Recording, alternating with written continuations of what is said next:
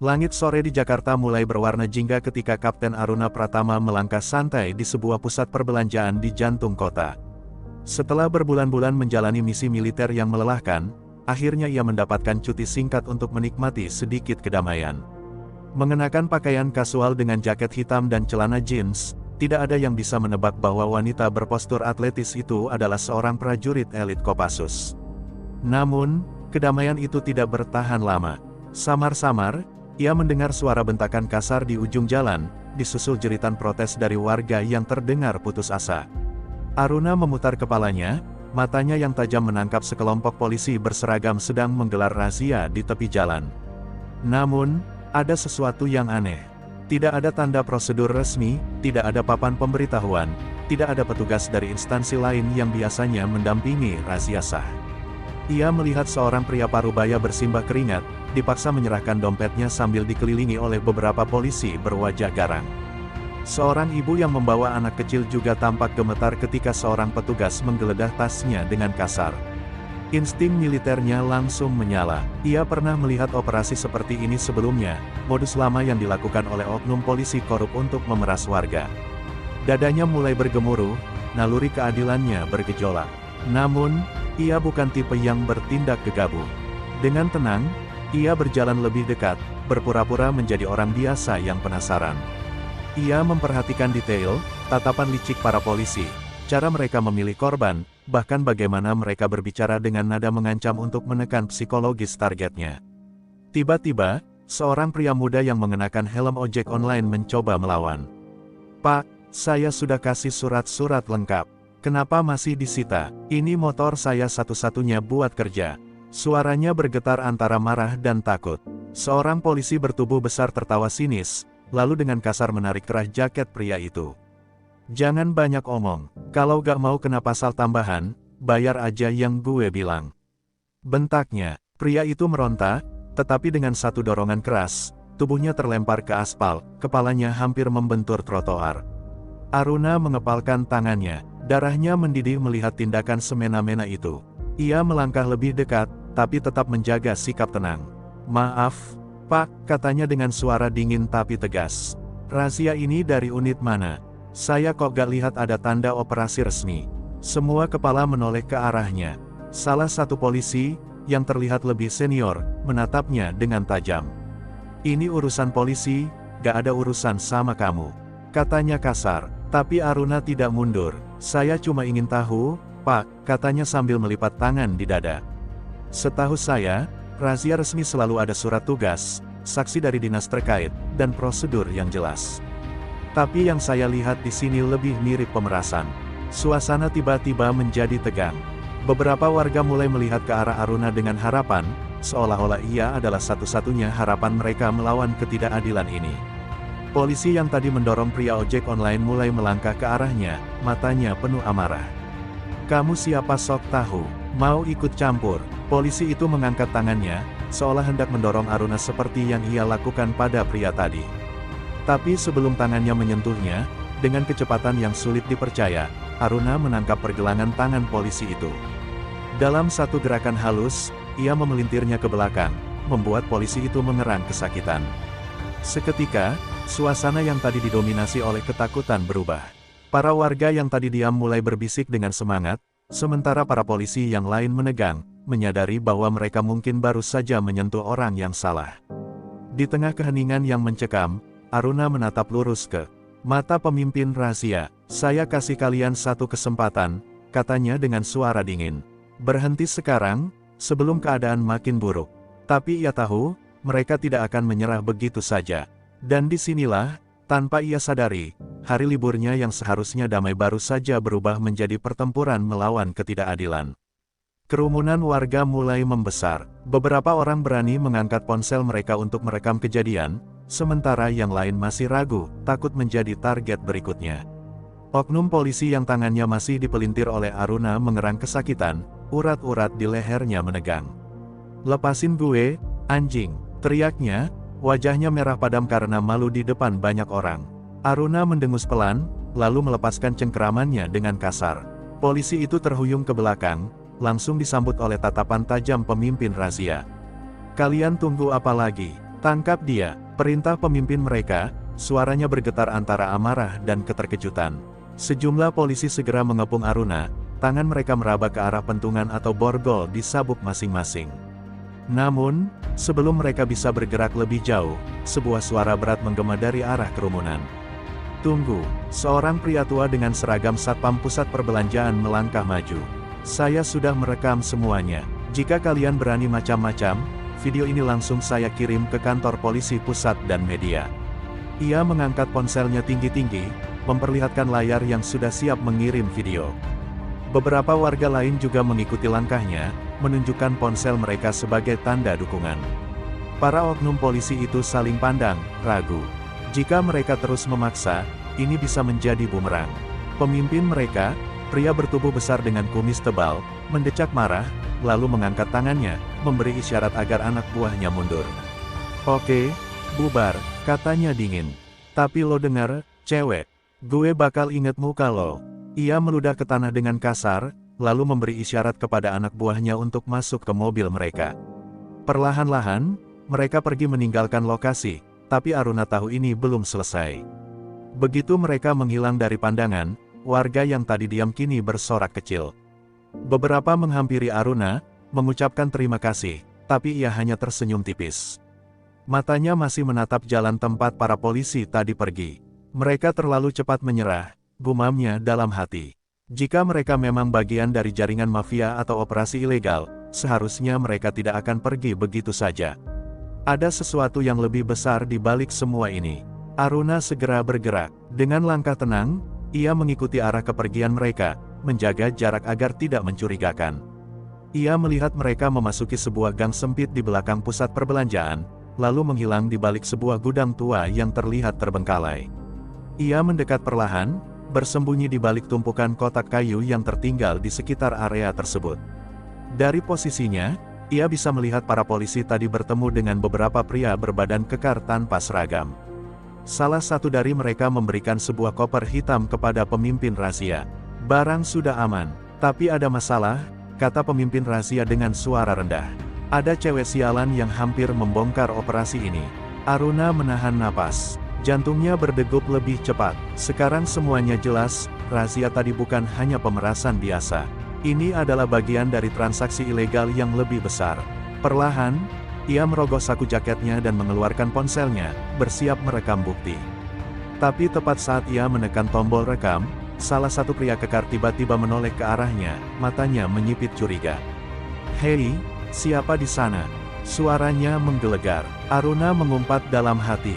Hari liburnya benar-benar telah berubah menjadi misi berbahaya. Aruna menahan napas, tubuhnya menempel erat di balik tumpukan kotak kayu. Matanya tajam mengamati pria bertubuh kekar yang kini berjalan perlahan ke arahnya, matanya menyipit penuh curiga. Jika ia tetap diam, mungkin pria itu akan menganggapnya hanya suara tikus atau kucing liar. Namun, keberuntungannya sirna saat ujung sepatunya tanpa sengaja menyenggol kaleng kosong di tanah. Klang! Suara dentingan itu terdengar nyaring di tengah keheningan. Di sana, pria itu berteriak, langsung mengarahkan senter ke tempat persembunyian Aruna. Seketika, dua pria lainnya juga bergegas menghampiri. Aruna mengumpat dalam hati, tidak ada pilihan lain, ia harus bertindak. Dalam hitungan detik, ia melompat keluar dari persembunyian dengan gerakan cepat, menyapu kaki pria pertama dengan tendangan rendah yang membuatnya terjatuh. Pria kedua mencoba menyerang dengan pukulan ke arah wajahnya, tapi Aruna dengan cekatan menunduk, menghindar, lalu melancarkan serangan siku tepat ke perut lawannya. Pria itu tersedak dan terhuyung ke belakang, sebelum Aruna menyelesaikannya dengan tendangan keras ke dada. Tubuh besar itu terpental, membentur dinding gudang dengan suara berdentum. Pria ketiga, yang terlihat lebih tinggi dan lebih kuat dari yang lain, langsung mencabut pisau lipat dari kantongnya, wajahnya penuh amarah. "Kau cari mati, wanita," desisnya, mengayunkan pisaunya dengan cepat. Aruna hanya tersenyum tipis. Ia telah bertarung melawan lawan yang jauh lebih berbahaya di medan perang, dan pria ini bukan apa-apa dibandingkan itu. Dengan gesit, ia menghindari setiap serangan, membaca pola gerakan lawannya. Saat pria itu mencoba menusuknya, Aruna menangkap pergelangan tangannya, memelintirnya hingga terdengar suara krek. Yang mengerikan, pisau itu jatuh ke tanah, disusul oleh jeritan kesakitan. Namun, sebelum Aruna bisa melumpuhkannya sepenuhnya, terdengar suara klakson keras. Ia menoleh dan melihat mobil hitam melaju ke arahnya dengan kecepatan tinggi. Instingnya langsung bereaksi. Ia melompat ke samping, berguling di tanah saat mobil itu nyaris menghantamnya. Tapi, di saat yang sama, pemimpin rahasia dan beberapa polisi korup bergegas keluar dari gudang, membawa koper hitam yang tadi mereka terima.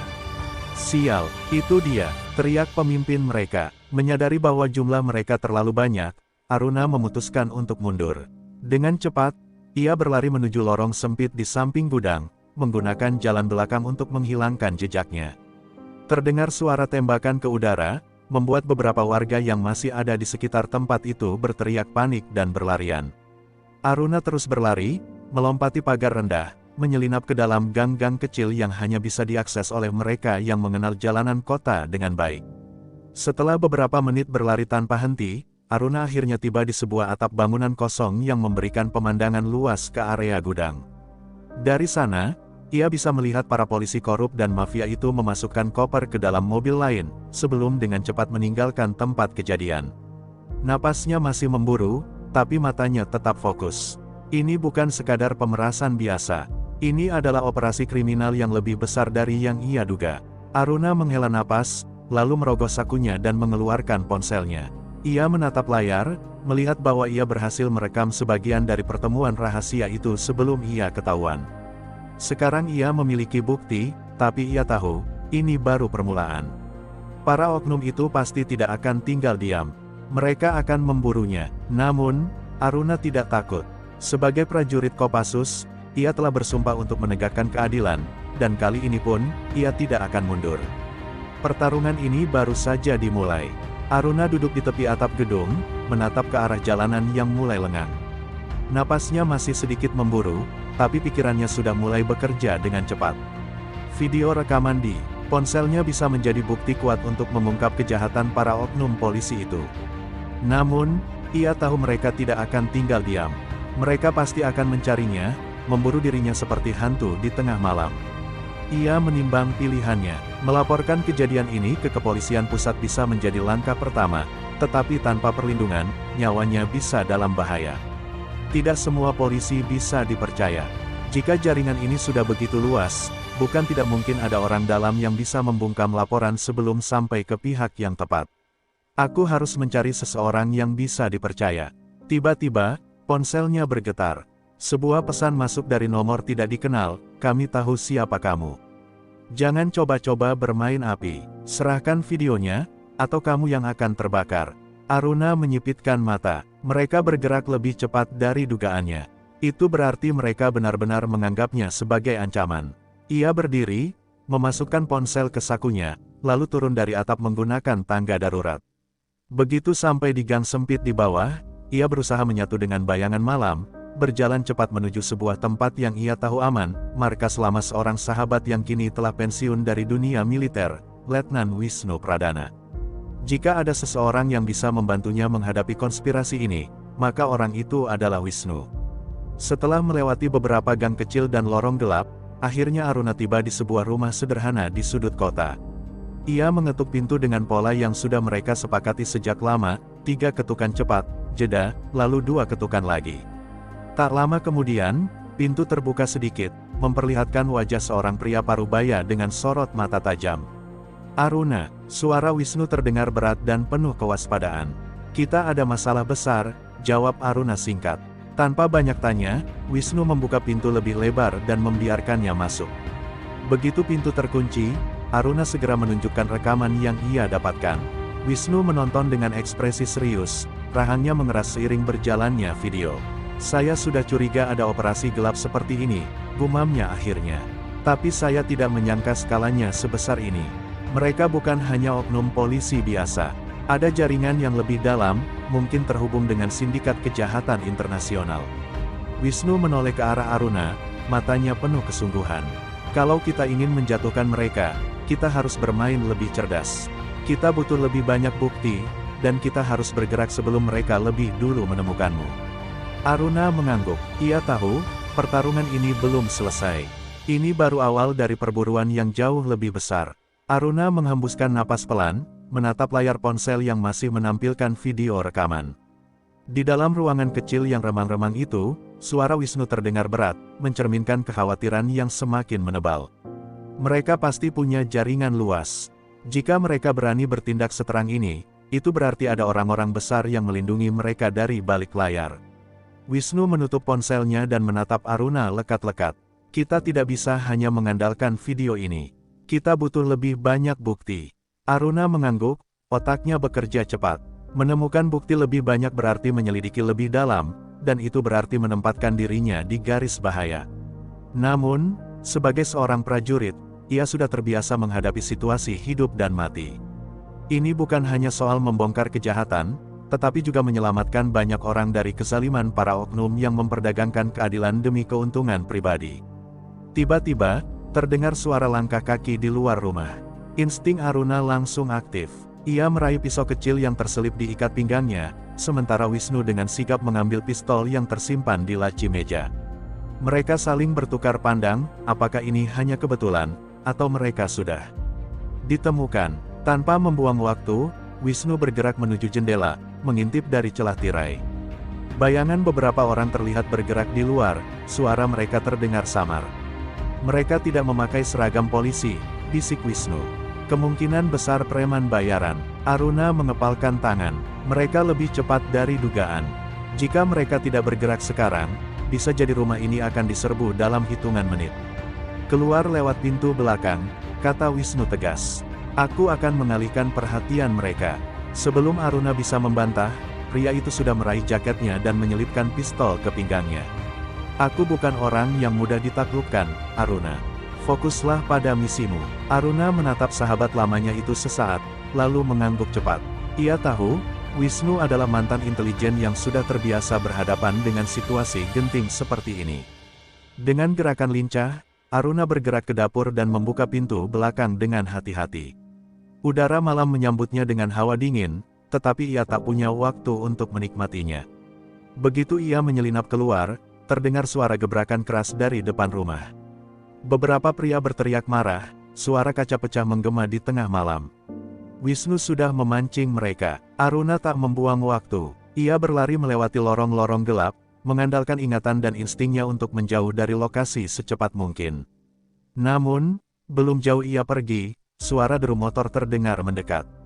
Dua pria dengan helm hitam mengarah langsung ke arahnya. Salah satu dari mereka menarik sesuatu dari jaketnya, senjata api. Aruna langsung menjatuhkan dirinya ke tanah tepat saat suara letusan terdengar. Peluru menghantam dinding bata di belakangnya, meninggalkan lubang kecil. Dengan cepat, ia bangkit kembali dan berlari ke gang sempit, berusaha mencari tempat untuk bersembunyi. Namun, ia tahu satu hal dengan pasti, musuhnya kini sudah tidak lagi bermain-main. Mereka benar-benar ingin menghabisinya. Aruna terus berlari tanpa henti, jantungnya berdegup cepat seiring suara deru motor yang masih membuntutinya. Napasnya tersengal, tetapi ia tahu tidak boleh berhenti. Mereka bukan sekadar ingin menangkapnya, mereka ingin membunuhnya. Ia menoleh sekilas, melihat salah satu pria di atas motor menodongkan pistol lagi, siap menembak. Tanpa berpikir panjang, Aruna melompat ke samping, berguling di tanah, dan masuk ke dalam gang sempit di antara dua bangunan tua. Dor, dor, dua peluru menghantam dinding di dekatnya, pecahan batu bata berhamburan. Sial, mereka tidak akan membiarkanku lolos. Dengan cepat, ia merunduk dan berlari lebih dalam ke gang, melompati pagar besi yang memisahkan gang kecil itu dari jalanan lain. Ia mendarat dengan keras di tanah, tetapi tidak ada waktu untuk merasakan sakit. Dari kejauhan, ia bisa mendengar suara motor yang berputar, mencoba mencari jalan lain untuk mengepungnya. Aku harus keluar dari area ini secepat mungkin. Dengan sisa tenaga, Aruna menyelinap ke antara tumpukan peti kayu dan drum bekas, menggunakan bayangan gelap untuk menyamarkan dirinya. Beberapa detik kemudian, dua pria bersenjata itu muncul di mulut gang. Mereka menoleh ke kiri dan kanan, mencoba menemukan jejaknya. Salah satu dari mereka menendang tempat sampah dengan frustrasi. Dia pasti masih di sekitar sini, desisnya. Yang satunya mengeluarkan ponselnya dan menekan sesuatu. Aruna menajamkan telinga, mereka memanggil bala bantuan. Aruna menahan napas, berusaha berpikir cepat. Jika ia tetap bersembunyi, mereka akan menemukannya dalam hitungan menit. Tapi jika ia berlari, ia bisa menjadi sasaran empuk. Matanya tertuju pada sebuah tangga darurat besi yang menempel di tembok gedung. Itu adalah satu-satunya jalan keluar. Aku harus bergerak sekarang. Dengan secepat kilat, ia melompat dari tempat persembunyiannya dan berlari menuju tangga. Kedua, pria itu langsung bereaksi. Dor, dor, peluru melesat ke arahnya, tetapi Aruna sudah lebih dulu melompat dan meraih anak tangga pertama. Ia menarik tubuhnya naik dengan sekuat tenaga, sementara para pengejarnya berlari mendekat. Setengah jalan naik, tiba-tiba suara langkah kaki terdengar dari atas. Aruna mendongak, ada seseorang di atasnya. Seorang pria bertopeng muncul di ujung tangga dengan linggis di tangannya. Ia mengayunkan linggisnya ke bawah, mencoba menghantam kepala Aruna. Refleks Aruna menyandarkan tubuhnya ke samping, menghindari serangan itu. Dalam satu gerakan cepat, ia mencabut pisau kecil dari sabuknya dan melemparkannya ke arah pria itu. Pisau itu menancap di bahunya, membuatnya berteriak kesakitan dan terhuyung mundur. Tanpa membuang waktu, Aruna merangkak ke atas, menendang pria itu hingga jatuh tersungkur di atap. Saat kakinya menginjak permukaan beton, ia berlari tanpa melihat ke belakang. Ini bukan lagi soal menemukan bukti, ini adalah perjuangan untuk tetap hidup. Dengan setiap detik yang berlalu, Aruna sadar bahwa ia semakin dekat dengan kebenaran, tetapi juga semakin dekat dengan bahaya yang lebih besar. Aruna melompat dari satu atap ke atap lainnya, napasnya memburu. Angin malam menusuk kulitnya, membawa aroma asap dan hujan yang mulai turun rintik-rintik. Luka-luka kecil akibat pelariannya mulai terasa perih, tetapi ia tidak punya waktu untuk merasakan sakit. Di bawah sana, suara motor dan langkah kaki para pengejarnya masih terdengar jelas. Mereka belum menyerah. Setelah beberapa lompatan yang nyaris gagal, akhirnya ia tiba di sebuah gedung tua yang terlihat kosong. Dengan cepat, ia menyelinap masuk melalui jendela yang pecah, merayap di antara reruntuhan bangunan yang penuh debu. Ia menahan napas, mendengar suara-suara di kejauhan.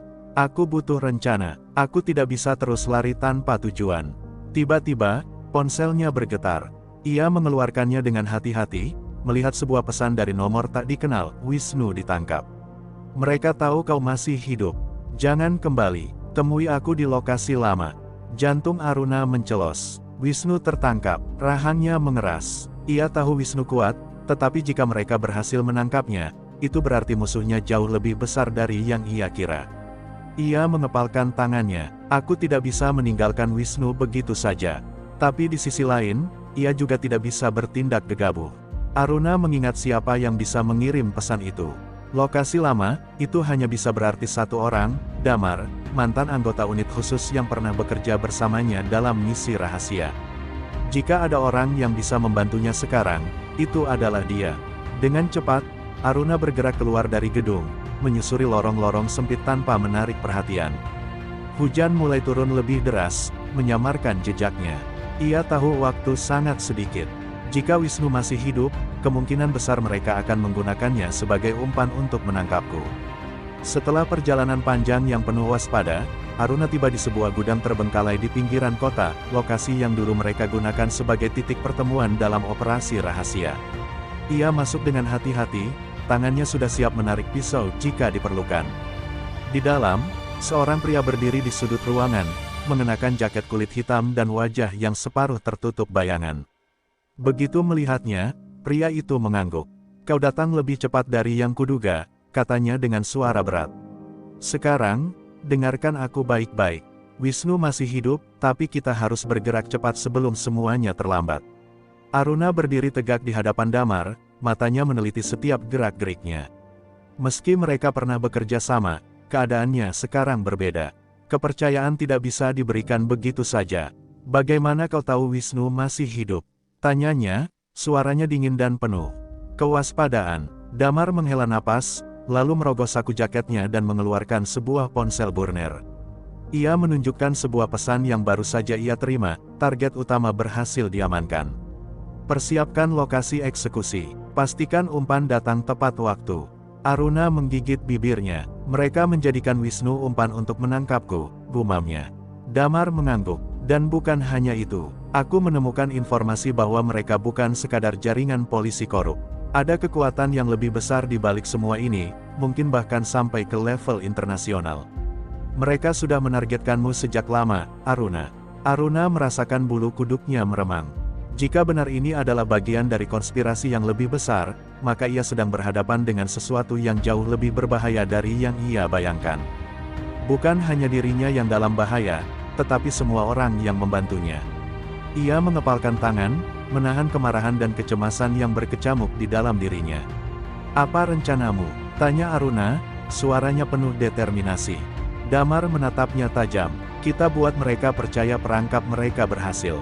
Aku akan menghubungi mereka dengan identitasku yang lama, berpura-pura menjual informasi tentangmu. Saat mereka membawamu ke lokasi eksekusi, kita akan membalikkan keadaan."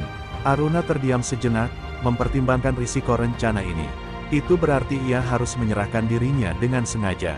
Namun, ini mungkin satu-satunya cara untuk menyelamatkan Wisnu dan mengungkap jaringan ini dari dalam. Dengan napas dalam, ia mengangguk. "Kita lakukan." Damar tersenyum tipis. "Baik, bersiaplah. Malam ini, kita akan masuk ke sarang ular." Di luar, hujan terus mengguyur kota. Malam semakin pekat, membawa aroma pertempuran yang tak terhindarkan. Ini bukan lagi soal bertahan hidup, ini adalah perang melawan kegelapan yang telah terlalu lama bersembunyi di balik bayang-bayang keadilan. Aruna duduk diam di dalam mobil van yang disediakan Damar. Hanya suara hujan yang memecah kesunyian di antara mereka. Kepalanya tertunduk, tangannya terikat ke belakang sebagai bagian dari rencana. Mereka ingin membuatnya tampak seperti tawanan sungguhan. Namun, jauh di dalam dirinya, darahnya mendidih, bukan karena ketakutan, tetapi karena amarah yang terpendam. Damar mengemudikan mobil dengan ekspresi dingin, seolah tidak ada hubungan di antara mereka. Sesuai rencana, ia telah menghubungi salah satu orang dalam dari jaringan kriminal itu, mengaku telah menangkap Aruna dan siap menyerahkannya demi imbalan besar. Tidak butuh waktu lama bagi mereka untuk setuju. Jebakan telah dipasang, kini tinggal menunggu siapa yang akan masuk lebih dulu, mereka, atau Aruna. Setelah menempuh perjalanan selama hampir 1 jam, van itu berhenti di depan sebuah gudang besar di pinggiran kota. Lampu-lampu redup menerangi jalan berlumpur, dan beberapa pria bersenjata sudah berjaga di luar. Salah satu dari mereka mengetuk jendela mobil, memberi isyarat agar mereka turun. Damar menarik napas dalam, lalu keluar lebih dulu, sementara Aruna tetap duduk di dalam, berpura-pura lemah dan pasrah. Pintu belakang dibuka dengan kasar, dan 2 pria bertubuh besar menarik Aruna keluar. Mereka mendorongnya ke tanah dengan kasar, tetapi ia tetap diam. Ini bagian dari rencana, ia mengingatkan dirinya sendiri. Di sekelilingnya, suara langkah kaki menggema, tanda bahwa lebih banyak orang telah berkumpul. Dari kegelapan, seorang pria bertubuh tegap muncul, mengenakan jas hitam dengan wajah yang penuh kesombongan. "Jadi ini dia yang membuat kami kerepotan," katanya dengan nada meremehkan. Ia berjongkok di depan Aruna, mencengkeram dagunya dan menatap langsung ke matanya. "Aku harus akui, kau lebih berani dari yang kuduga." Aruna menatapnya balik tanpa rasa takut. "Dan kau lebih pengecut dari yang kubayangkan," bisiknya. Pria itu mendecak kesal, lalu menamparkan wajahnya dengan keras. Aruna merasakan rasa logam di mulutnya, tetapi ia tetap tersenyum. Biarkan mereka percaya bahwa mereka menang. Pria itu berdiri dan menoleh ke arah anak buahnya. "Bawa dia ke dalam, kita selesaikan ini di depan mata Wisnu." Jantung Aruna berdegup kencang. Wisnu masih hidup, itu satu-satunya kepastian yang ia butuhkan. Kini, ia hanya harus bertahan cukup lama sampai momen yang tepat tiba. Karena begitu saat itu datang, mereka akan menyesal telah membiarkan Aruna tetap hidup. Aruna merasakan dinginnya lantai beton menembus kulitnya saat ia dilempar ke dalam ruangan gelap dan lembab. Tangannya masih terikat di belakang, darah dari sudut bibirnya menetes ke dagu. Di depannya, Wisnu terduduk lemah di kursi dengan tangan dan kaki terikat, wajahnya penuh luka lebam. Namun, matanya tetap tajam, penuh perlawanan. "Aruna," Wisnu berusaha berbicara, tetapi suara seraknya nyaris tak terdengar. Aruna menatapnya dengan sorot penuh arti, berusaha meyakinkannya bahwa ini bukan akhir. Sebelum ia sempat mengatakan sesuatu, pria berjubah hitam yang sebelumnya menamparnya melangkah masuk bersama beberapa anak buahnya. Ia menyeringai puas. "Kalian berdua benar-benar merepotkan," katanya sambil menyalakan sebatang rokok. "Tapi jangan khawatir, malam ini, semuanya akan berakhir." Salah satu anak buahnya mendekat, mengangkat pistol dan menodongkannya ke kepala Wisnu. Aruna mengepalkan tangan di belakang punggungnya. Mereka tidak tahu bahwa ikatan tangannya sudah mulai longgar.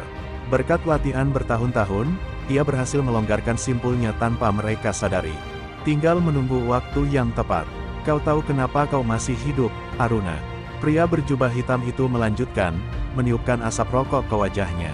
Karena aku ingin melihat wajahmu saat semua orang yang kau lindungi mati di depanmu. Setelah itu, barulah giliranmu. Aruna tetap diam, tetapi di dalam dirinya, kemarahan sudah mencapai puncaknya. Ia mencuri pandang ke sudut ruangan, di mana Damar berdiri bersama para penjaga. Rencana ini harus dieksekusi sekarang, atau tidak sama sekali. Dalam satu gerakan cepat, Aruna melepaskan ikatannya dan melesat ke depan, menendang pria yang memegang pistol hingga senjata itu terlempar ke udara. Suara dentuman keras memenuhi ruangan saat pertempuran pecah. Wisnu, meski masih terikat, menubruk salah satu penjaga yang mencoba menembaknya. Damar bergerak dengan kecepatan kilat, menarik pistol dari balik jaketnya dan menembak dua penjaga yang berusaha menyerang Aruna. "Ambil senjatanya," teriaknya. Aruna menangkap pistol yang terjatuh tadi dan langsung menembakkan dua peluru ke arah pria berjubah hitam.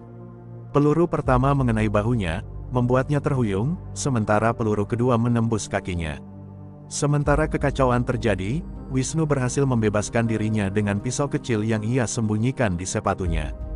Dengan gerakan cepat, ia meraih pistol salah satu penjaga yang tergeletak di lantai dan langsung menembak ke arah mereka yang tersisa. Dalam hitungan menit, semua musuh terkapar. Aruna berjalan mendekati pria berjubah hitam yang kini tergeletak di lantai, darah mengalir dari tubuhnya. Ia menatap Aruna dengan senyum penuh kepahitan. "Kau pikir ini sudah selesai?" bisiknya. Aruna menatapnya dingin, lalu membalas, "Ini baru permulaan." Di luar, suara sirene mulai terdengar. Damar sudah menghubungi pihak yang bisa dipercaya. Malam ini, jaringan kegelapan yang selama ini bersembunyi akhirnya terbongkar. Tetapi, jauh di dalam hati Aruna, ia tahu bahwa ini bukan akhir dari perjalanannya. Masih ada yang lebih besar di balik ini semua, dan ia akan siap menghadapinya.